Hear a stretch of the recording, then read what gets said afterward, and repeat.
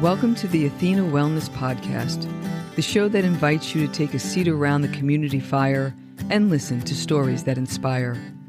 I'm your host, Kathy Robinson, author, coach, and founder of Athena Wellness, a company that's dedicated to supporting you on your journey to live more wholeheartedly. Today's episode is brought to you by the Athena Wellness Academy, your resource for wholehearted living. The Academy's featured offering is an online course called From Type A to Type B, how to mindfully descend the corporate ladder and invite what's next. This course is perfect for you if you're contemplating or navigating a professional transition, and it's available as a self-study or with a small cohort of students facilitated by me, Kathy Robinson. To learn more, I invite you to go to athenawellnessacademy.teachable.com or click on the link in the show notes. Hello and welcome. Thanks so much for joining me. Today's conversation follows the journey of a career scientist as she moves from mind-driven living to heart-centered living. I'm joined today by Ulrika Sullivan, who, in her post-corporate phase of life, is a coach, teacher, and healer. Ulrika is also the author of a book released earlier this year entitled Wisdom Beyond What You Know: How to Shift from Being Driven by the Mind to Living from the Heart and Intuition. Here's what we cover: the elements of mind-driven living, how success can disconnect us from ourselves, the catalyst that propelled Ulrika to heart-centered living, how to recognize when we're on a heart-centered track, and how to invite the shift to multidimensional living. As always, I'll put links to Ulrika's website where you can find her book, podcast, and offerings. And now on to the show. I hope you enjoy the conversation. Okay, well, Ulrika, welcome to the Athena Wellness Podcast. Thank you so much for being here today. Thank you, Kathy. Thank you for inviting me. So please share a bit about who you are and what you do. My name is Ulrika Sullivan. I'm an intuitive spiritual life coach, an energy healer, and yoga teacher. But I have not always been that. A few years ago, I switched my corporate career as a scientist, businesswoman, many years in that environment to becoming a coach and a healer. So that's what I do today. But there's a lot in between there. Which is what we're going to explore. And I'm so excited. I usually ask, what brought you to do the work that you do today? But I think we'll get to that in the general conversation. But I'm always fascinated for people who have left a very logical profession to do something that is quite the opposite. So I'm so thrilled that you're here today. One of the reasons why I wanted to have you on is because you published a book earlier this year. And the book is called Wisdom Beyond What You Know: How to Shift from Being Driven by the Mind to Living from the Heart and Intuition. Like, that is a title. This journey from head to heart is just one of my favorite topics to talk about. I wanted to structure the conversation the way that you structured the book, which was in 3 sections. You talk about the characteristics of mind-driven living, characteristics of the heart-centered living, and then ways to shift into heart-centered living. And then you say, and beyond, which I love. So let's explore each one of these, starting with mind-driven living. The characteristics that you explore in the book include working hard, pushing yourself, ignoring your needs, comparison, people-pleasing, being driven externally or by the ego. And I can just feel the heads nodding from those who are listening that you perfectly described the way I lived. And I'm guessing you did too for the first part of your working adult life. In the book, you talk about these wonderful stories about growing up in Sweden and very clearly tracing your adult patterns to childhood, trying to be a good girl, the responsible girl, but you note that it left you empty and disconnected with yourself. And so that is a very long-winded first question, which is, tell us a bit about this inner dichotomy between the success you experienced as a scientist and the void that you felt in doing so. Mm. Yes, and thank you for giving such a great introduction to this. And the mind-driven living, isn't it so that we all have been there in some shape or form? And for me, it's the dichotomy between this following what is success in our modern society, in many values that we have in the modern world, is to succeed that way. And I mean, no wonder that's how we have many times progressed into and wanting to follow, wanting to achieve that. What I know now, after having reflected and gone through the journey I have, is that it leaves our individuality, our uniqueness aside in some way. And our uniqueness is not about what we achieve in some way to fulfill that success, that environment is dictating a success for us. It's really the achievements that we are progressing towards are more internal. And I think that's the part that we have been for so long been looking for external validation for what is success or who I am or what is the right next thing to do or be part of. It's this external focus, if you will. And that really is the underpinning. And I believe that as far as, the mind-driven living, where we allow ourselves to only, in a way, look in the external world for that validation. And I mean, there's a lot to this, also how the brain works and our mind, right? It's this duality that we're faced with. Like, is it this or is it that? The self-doubt that comes with, all these strategic options. We're all been in a very strategic world, I feel, in the way we're looking at our next steps, the goals and the objectives and all of those things. It's very much externally focused. Mm-hmm. I can identify with a lot of what you're saying. And to me, I always thought that it was this US thing.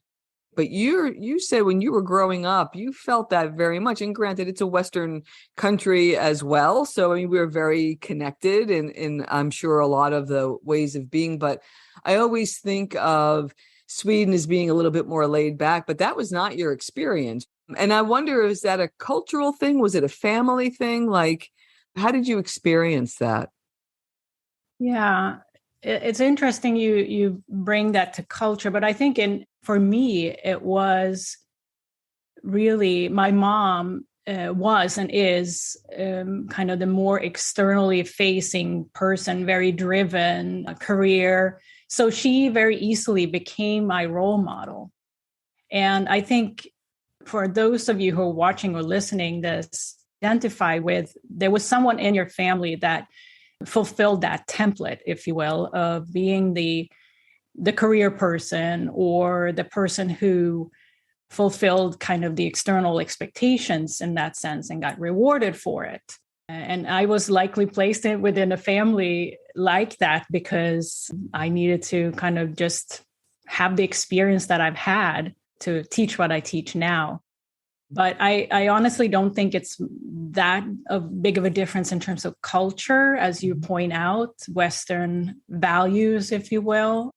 Mm-hmm. Now, having spent 20 plus years in the United States, I can definitely see, very similar paths to success, if you will, are encouraged. Yeah. And you talk about this sense of individuality. And I actually felt that it's a way of like the individuality is there, but it gets suppressed or it gets compartmentalized in some way. So can you talk a little bit about your work experience and what it was like to have to just lock it away. Like, were you aware that there were these other parts of you, or was it just you were so focused that you just kept going and trying to achieve the next goal? Like, how did that work when you were in it?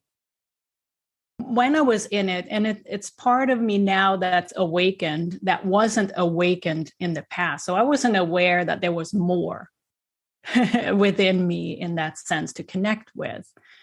But yeah, it was this disconnect, sense of disconnection that I didn't realize was there. And what that meant was that if somebody asked me, for example, Ulrika, what do you do for fun? I did not have an answer. That means that I was so far away from my life force in a way that I wasn't connected with it. And I think that is also a sense that many of us can relate to, that we have lost this sense of play in the pursuit of success out there in the world. We are just not that childlike anymore, right, in that environment. And it's not a value to tap into your passion, your inspiration, unless you, at least not in the corporate environment. It's very interesting to now know what I know about myself. Clearly, there was almost like half of me not tapped into at the time. So yeah, I wasn't aware, but what I knew was that there is something more. But it's not, I'm not connected to it. Mm-hmm. In the book, you said that it was this inner emptiness that you were feeling. How did you recognize that, and how did you soothe that? Yeah, the emptiness I wasn't aware of the emptiness, but the way I subconsciously soothed that was by working more. And like with any addiction, I would say it could be working a lot. It could be any other. It's a coping mechanism that we are doing. And, we can all sit and think about what is it that I do to avoid really living fully? Because that's what it is, right? We are not ready at the time to see and feel all the things within ourselves or see our own power. And for me, it was to completely focus on career. I had a young family at the time, and now my kids are older. But at the time, it was such a busy life, so it was very easy to be fully absorbed in that go go go mentality. And what I learned later was that was completely opposite to how I run energy. Mm-hmm. No wonder I was exhausted. No wonder I was frustrated many times, or felt that, I was out on a limb and not one more day, right? Mm-hmm. But yeah, it's this disconnection from who we truly are when we favor the external kind of pursuit. And then you had quite an abrupt turnaround. You were called into a conversation with your boss and HR, and you were told that your services were no longer needed. And so I'm curious how that impacted this identity that you just so succinctly described as like, this is who you were. You were this busy scientist / mom, and suddenly part of that goes away without you seeing it coming. So let's talk about that day after you wake up the next day and you're not going to work. What was that like? Yeah, the first thing was that it came as a complete surprise to me. And I, at the time, it was like, can this really happen? Right? It was that sense of like my world was just gone. And often when we go through a transformation like that, or we presented with an opportunity to transform, it hits where it matters the most. And no wonder it happened within my career, because that's where I was most identified as an individual. That day, yeah, it was really a hit to my self-esteem or self-identity. And I simply wasn't, it came from, nowhere. But I realize now that obviously that was a divine intervention, because I had to, like, given this opportunity to pivot. But, this can happen in any situation. It doesn't, but for me, the framework was work, because that's where I was holding my identity. And that day after, it was also this emptiness, like, okay, who am I now? A different kind of emptiness. A different kind of emptiness. And I remember, sitting in my office here, because I worked at home from home at the time, 3 days a week, I think it was. And I was sitting down at my computer, and as I always do, and it's like, all right, what am I going to do today? And that was a new feeling to me, very new. That had never, ever happened to me before. So, I mean, in hindsight, right? you can sit here and think like, oh, a job is a job, and like, don't be so upset and all of that. But at the time, this was mind-blowing to me. It really was. And it was meant to blow my mind. It was meant to. But, the side story, too, that I actually don't write in the book is that it was very, very easy, I would say, to get another job in the same career, same industry. So that wasn't the issue. I went on to another job in the same industry for a while. But the difference here was that I started a process of transformation during that time. So it wasn't that much of a long hiatus, if you will, that I was sitting in my office trying to figure out what to do next. It was, a couple of weeks. But to go back to that day, it really came as a flip of a switch, right? But I realized very quickly that this is my opportunity. Once I realized that opened up a lot of other things. And I think it's very wise that you chose something that you could do for some stability while you were exploring. Suddenly you were on a parallel path, right? It wasn't so singular in focus. And the next part of the book, you talk about heart-driven living, which is, it sounds like you were kind of transforming yourself to explore some of that. And the characteristics that you include in the book include things like energy awareness, creativity and inspiration, intuition and inner knowing, nature connection, body wisdom, and signs and synchronicities. And as I read this list, I can remember how each one of these elements slowly awakened in me and then have deepened over the years. And it's been one of the most fantastic journeys, that I've been on. But in the book, you tell a story, and I wonder where this fits in your timeline, where you went to a new yoga studio. I believe it was a few months after being let go. And after class, the instructor suggested that you get certified as a yoga teacher. So can you talk a little bit about that story and your hesitation and some of the process around that? Yes.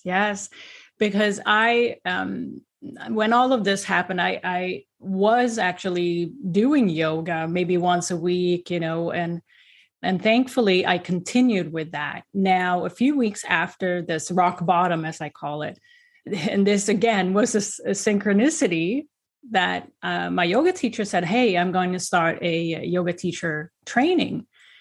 And I think you're going to be a great fit for that." And I was like, nah, I'm never going to teach yoga. No, never. And this is kind of when we're still very boxed in, right? Can I do it? Can I not? It's like, yoga is great, but teaching, no. But in hindsight, that was another, because that's what happened after this rock bottom. Signs and synchronicities were starting to show up. And since I had kind of snapped out of this go mentality, I had the opportunity to start noticing, what is it that is coming in front of me? And that was one of the things that led me one step in the right direction. Because I signed up for the yoga teacher training that took almost 8 months to go through.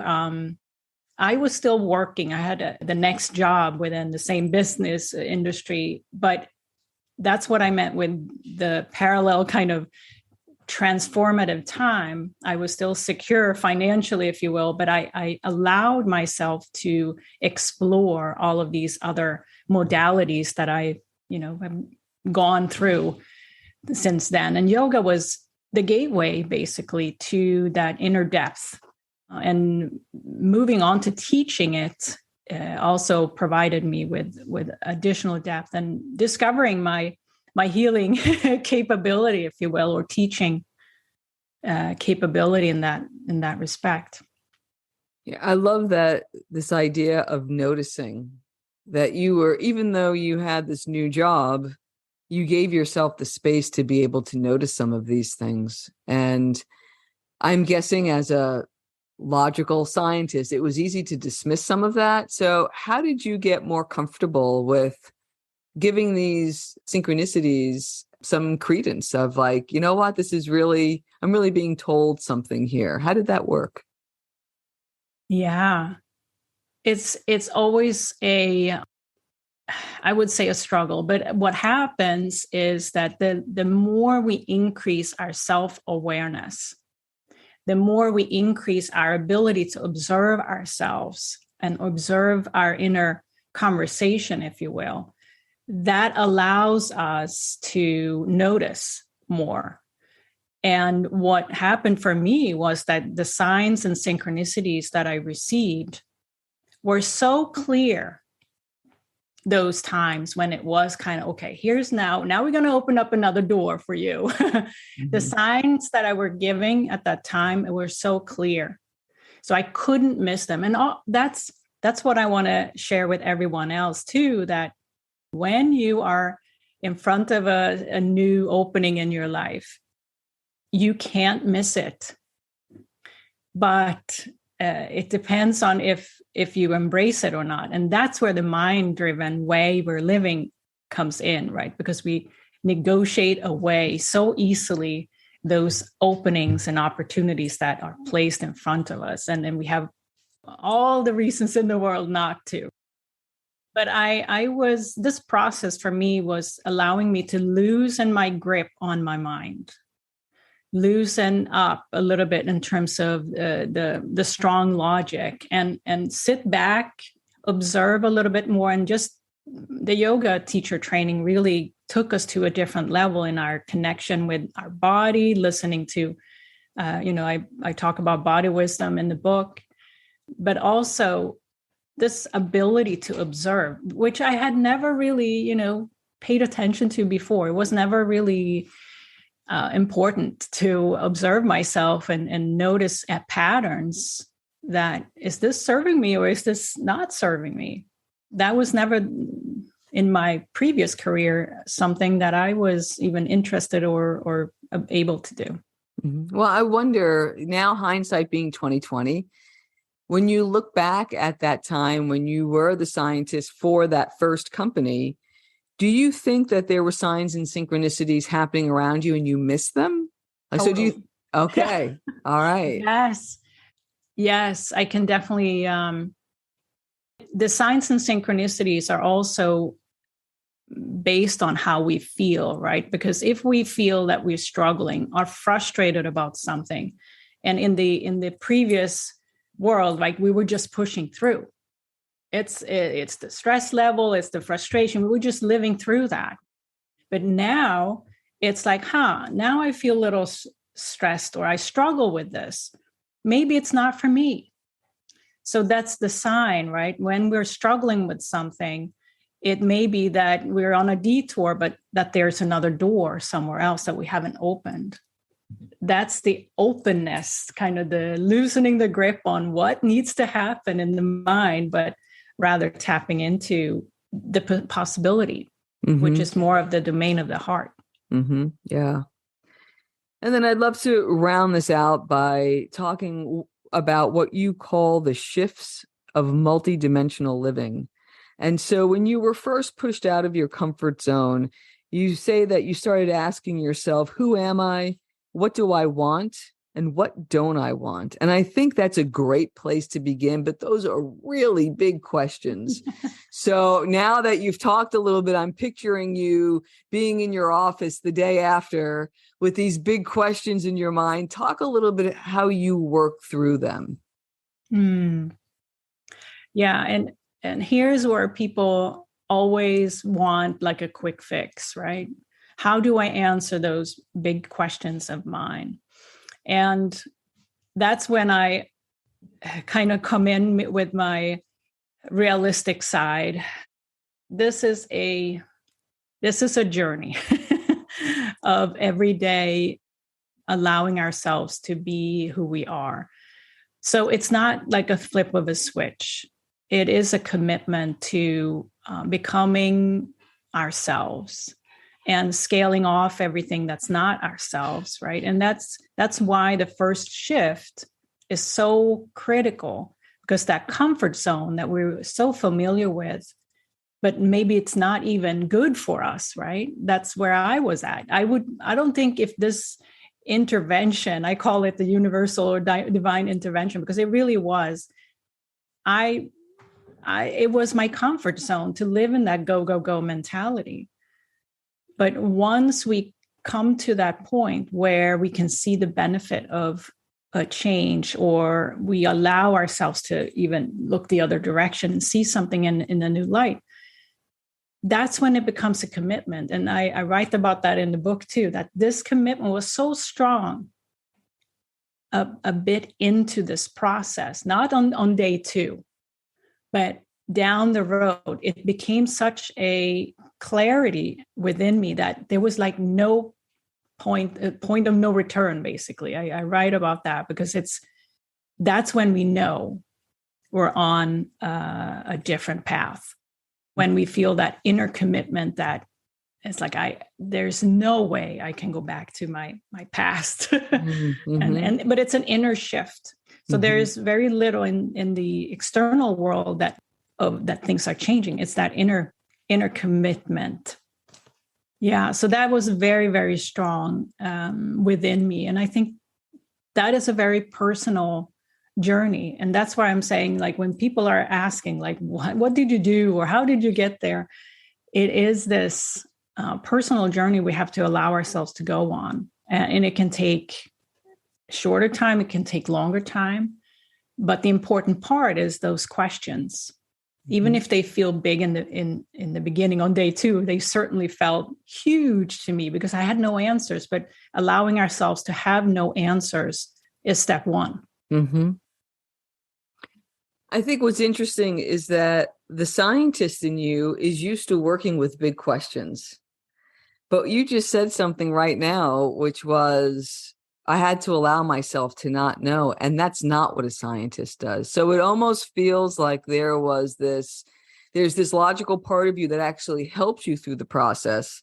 But then there was that part that had to have permission to be able to say, yes, I'm going through this process logically, but there's no outcome. Is that a fair way of describing it? Yes, exactly. You described it beautifully.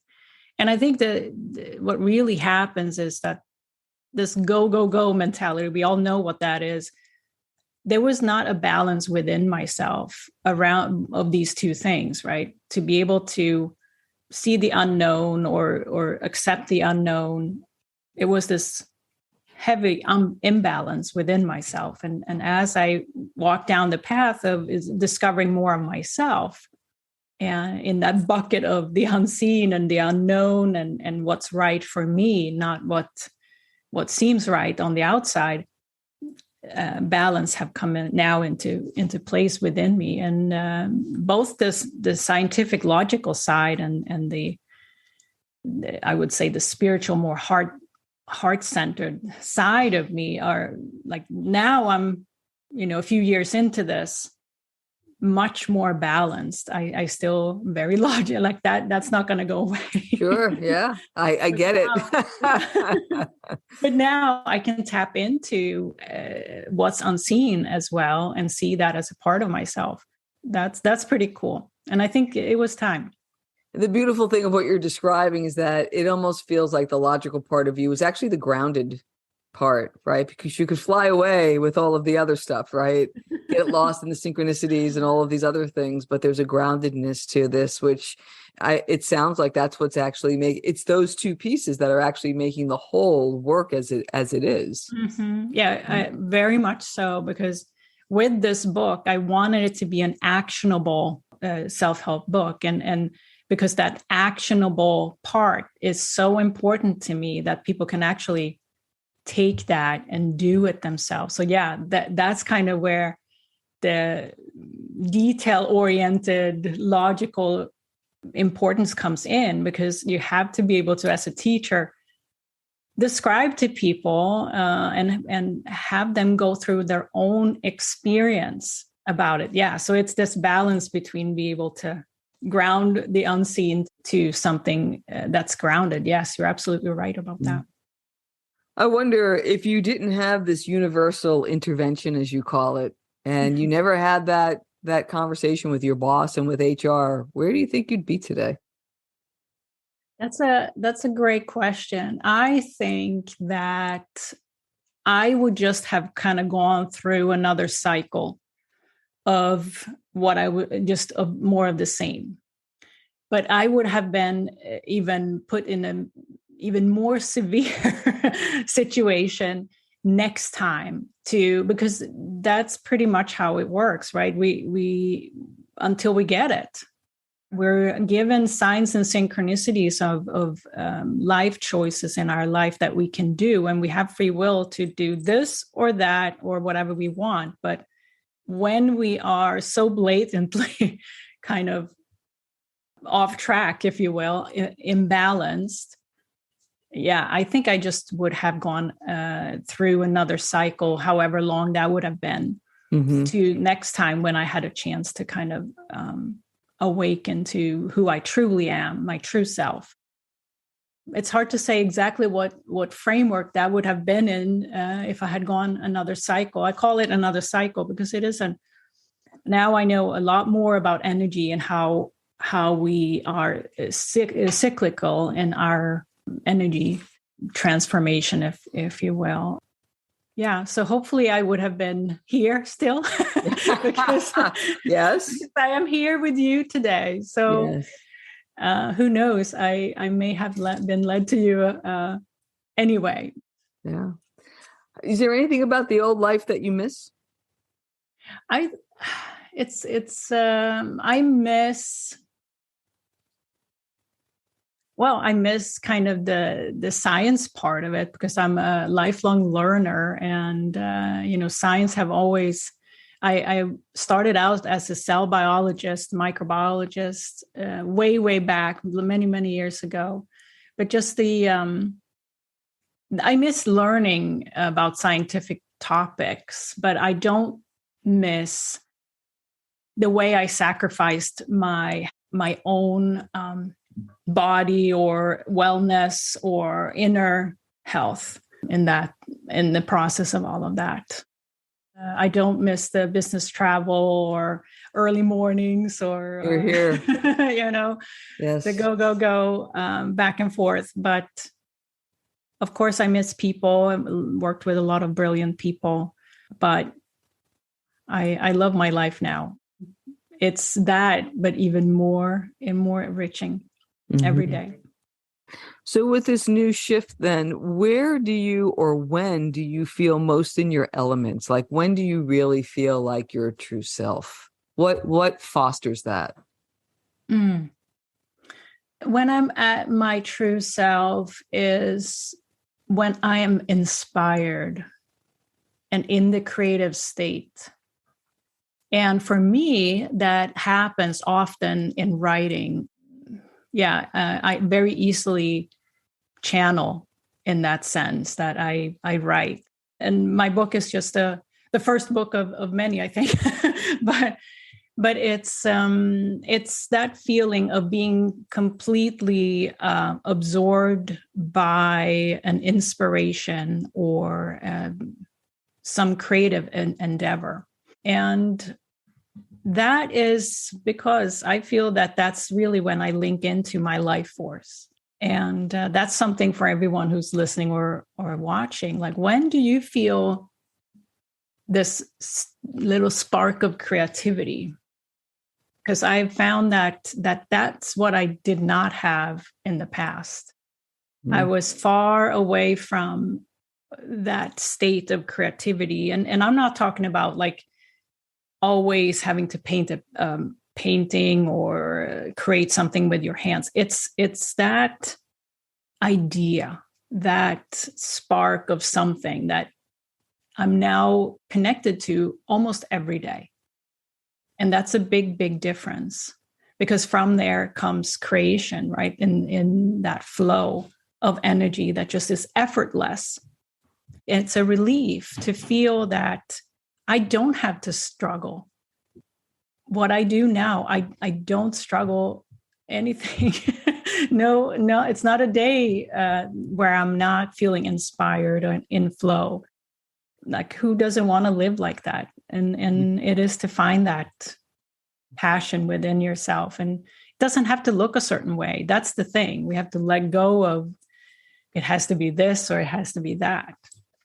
But it's an exploration. Yeah. I'm smiling because, speaking of synchronicities, my next question was, what has you feeling inspired these days? What's lighting you up? Every day. Yeah. So now has become my, the way I know something is right for me, instead of looking at the next shiny thing that somebody has received a success with or been recognized for. And that's a different thing. It comes from within, instead of like, over there, I want that and go there. No, it's not necessarily that's right for me. But once it comes from within, I know it's right. It just is. And that's the big difference. It's interesting. It's like this, you're talking about this energetic feeling. And so now you know what that flow feels like when it's a yes. What does it feel like when it's a no? Something that you shouldn't be doing. And that's when, I still feel frustration or struggle, but as soon as, and I feel it a lot earlier now, before I ignored it and just pushed through. Mm-hmm. I don't do that anymore. So when I feel there's a little bit of resistance, there's a little bit of, it's not moving, or I have to put a huge effort into it, I don't do that anymore. I just divert. When there's something that's, maybe it's not right now, I try. It's a bigger trust in that. When I feel in flow, that's the right direction. I've become very, in tune with that. So that's my way of making decisions today. Yeah, that's beautiful. And I have found that as well. Like, there's this sense of surrender and listening that kind of brings you through. Like, you can feel, when you feel that clutch in your chest, there's something there that's probably a no. But when you feel that expansiveness and it becomes one of ease, that's usually a yes. And it feels like it's very similar for you. Mm-hmm. Yeah. And we all are different. And that's part of what I help others with too, to really tap into what their own unique way of this inner compass, how it works, because it's different for everyone. Mm-hmm. Mm-hmm. Speaking of helping others, tell us a little bit about the services that you offer and how folks might be able to get in touch with you. Yes, absolutely. I have a basic program, a coaching program that's kind of the basic level where people start out, and it's 9 sessions over 3 months. So that's kind of how you enter my world. And I also offer energy healing as an option to that. The reason is that when we transform, the coaching really provide this beautiful interaction where I help navigate energy that needs to be resolved basically within ourselves. And it's, talk coaching. But if we really want to accelerate and elevate that experience, the body, and here's where my yoga teaching is coming in, the body needs to kind of transform too. So I am a Reiki practitioner. So I use the body also to as a vehicle for transformation in that sense, an opportunity to align energy that's stuck within the physical vessel as well. And that is like a combo of that. It's so beautiful to see people unravel when the body is also part of it. And I also provide, I would say, more of a education. I call it an education for an individual education about how each individual run energy. So I use astrology, I use human design, gene keys, and I'm also in channeling because there's so much we can learn about ourselves that's already out there. And as a scientist, I had no problem when I first came into contact with these systems, their energy systems, to absorb them and kind of make my own combination of them and how I use them with my clients. So that has been tremendously appreciated, because why does this matter? It's because we each one uniquely have to learn what works for us. And there is no recipe by looking at somebody else what works for that. It's not a guarantee it would work for you. So I'm in the business of helping and empower people to be more self-aware in that sense. Some entrepreneurs that I've been working with, they apply this to their own business, how they run their business. And no wonder, like, now I'm in all flow, business is great. Like, so it's a ripple effect of obtaining this knowledge about how we run energy. And that's why I speak about it quite a lot in the book, but it's how we manifest, like how we attract all of those things. When we are in alignment with that, it becomes a life with more ease and flow. And who doesn't want that? Exactly. Because you're aligned with, what works for you in this world. And so I love that approach. Can you tell folks how to find you? What's the best way to get in touch with you? Yes, please come and visit me on ulrikasullivan.com. And on there, I have a gift for you. It's my 7-step guide to listen to your intuition. Because listening to our intuition is how we open up to this, other side of us that does not need to have the evidence on the table before we can believe it. It's that energy of just knowing. Yeah, come visit me. I will link that up in the show notes. It was such a wonderful conversation. I thank you so much for your time, Ulrika. I appreciate you being here today. Thank you, Kathy. You're doing beautiful work. Thank you. Thank you so much for joining me today. I know there are many ways you can spend your time. Thank you for choosing to spend it with me. Until our paths cross again, be kind to yourself and show your warrior spirit some love. If you know anyone who could benefit from today's episode, please pass it on. And many thanks for supporting the show by subscribing and leaving a review. It means a lot, and it helps others find their way to our circle. If you'd like to access the show notes, have a question you'd like addressed on a future episode, or would like a transcript of this episode, visit www.athenawellness.com/podcast. Until next time, be well.